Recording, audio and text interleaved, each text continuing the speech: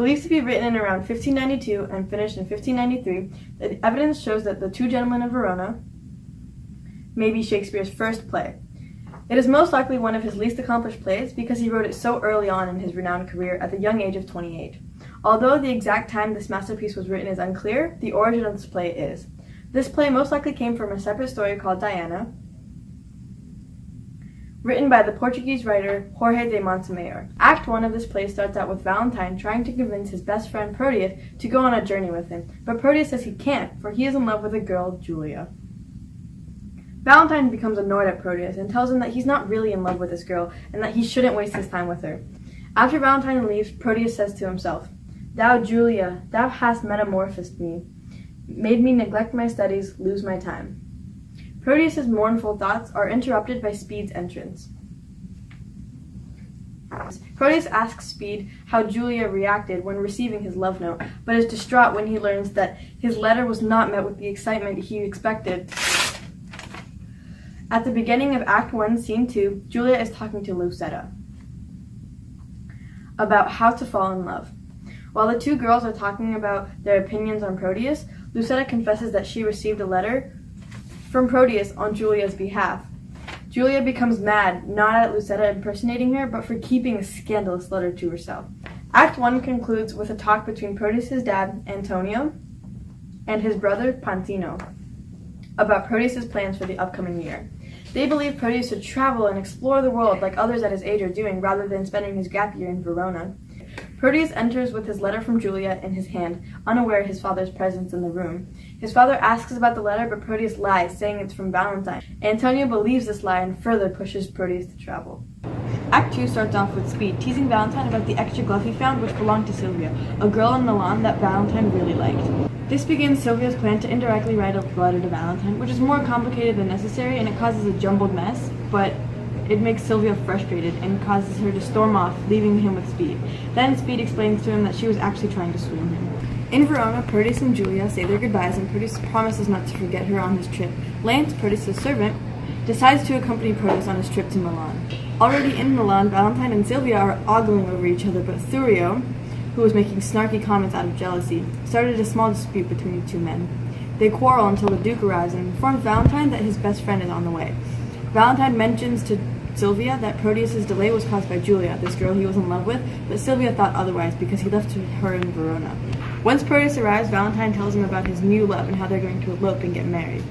Then, in Scene 6 of Act 2, Proteus confesses in his monologue about his newfound love for Sylvia. Julia who? He understands that he will be betraying not only Julia, but also his best friend Valentine. Yet, he declares that it would be best for him to be with Sylvia. He planned to snitch on Valentine to the Duke in order to get Sylvia. Then he says, "I will forget Julia is alive, remembering that my love to her is dead, and Valentine I'll hold an enemy, aiming at Sylvia as a sweeter friend." Back in Verona, Julia and Lucetta brainstorm ways for Julia to travel to Milan and decide to dress up as guys and go together to surprise Proteus. In Act 3, a lot of drama starts as the Duke admits that he wants his daughter to marry Thurio. Proteus talks to the Duke and snitches on his best friend Valentine, causing the Duke to suspect Valentine for trying to steal Sylvia away. The Duke then asks him a series of questions and his suspicions were correct, so he banishes Valentine from Milan. Valentine, having no clue that it was on his best friend's actions that he must be separated from his love, sadly left the city. Meanwhile, the audience also gets confirmation that Lance falls in love with somebody, but we do not know who. In Act 3, Scene 2, the Duke is assuring Thurio that Sylvia will love him instead of Valentine. Proteus offers to badmouth Valentine and put in good words for Thurio. This benefits Proteus because he spends more time with Sylvia, and then the Duke will like him and maybe will let him marry Sylvia instead. The next act begins with Valentine and Speed in a forest, having fled Milan, technically banished. Valentine encounters a group of outlaws and lies about him killing a man. The outlaws are impressed and Valentine joins their group as their leader, under the condition of not harming anybody. Julia has arrived in Milan disguised as a man named Sebastian, and is thrilled to see Proteus, but is conflicted seeing him sing to another girl. Julia finds out that Proteus is in love with this girl, Sylvia, who pushed him away saying he is disloyal. But Proteus lies and says that both Valentine and Julia are dead, so he really isn't betraying anyone. Julia, wanting to get back at Proteus, asks the innkeeper where he is staying. During this conflict, Sylvia and her friend Elgamore plan to find Valentine by themselves and decide to meet up at Friar Patrick's cell later in the night. As Lance is talking about how dearly he loves his dog, Proteus and Sebastian, who's actually Julia, walk in and interrupt. We learn that Proteus was going to give a little lapdog to Sylvia as a present, but Lance lost him and tried to give Crab instead, which makes Proteus frustrated. While Julia is still in the room, he then tells Lance to scram and go deliver the ring, the same ring that was given to him by Julia, who he thought was back in Verona. He then offers Julia a job, really Sebastian, and tells her to deliver the ring to Sylvia. This obviously crushed Julia, and when she arrived, she couldn't bring herself to give the ring to her, but Sylvia didn't want it anyways. They end up talking, and Sebastian tells Sylvia a little bit more about Julia. After everything, Sylvia feels bad for Julia and gives Sebastian money to give to her, showing how nice of a person Sylvia is. The beginning of Act 5 consists of a very short scene showing Sylvia rushing Elgamore, afraid that they are being spied on, as they run into the forest between Milan and Mantua, the same forest Valentine was hidden in. In the Duke's court, Proteus is providing Thurio with compliments from Sylvia, but they can have a deeper meaning that Julia states in the form of asides. Proteus says she makes no doubt of his valor. Julia remarks, she needs not know when she knows it, cowardice. The Duke then barges in exclaiming Elgamore and Sylvia's departure. Both Thurio and Proteus decide to go after them. Thurio out of anger for Elgamore, and Proteus out of love for Sylvia, but Julia plots to ruin Proteus's plans. In Scene 3, trouble arises as the outlaws have captured Sylvia in the forest.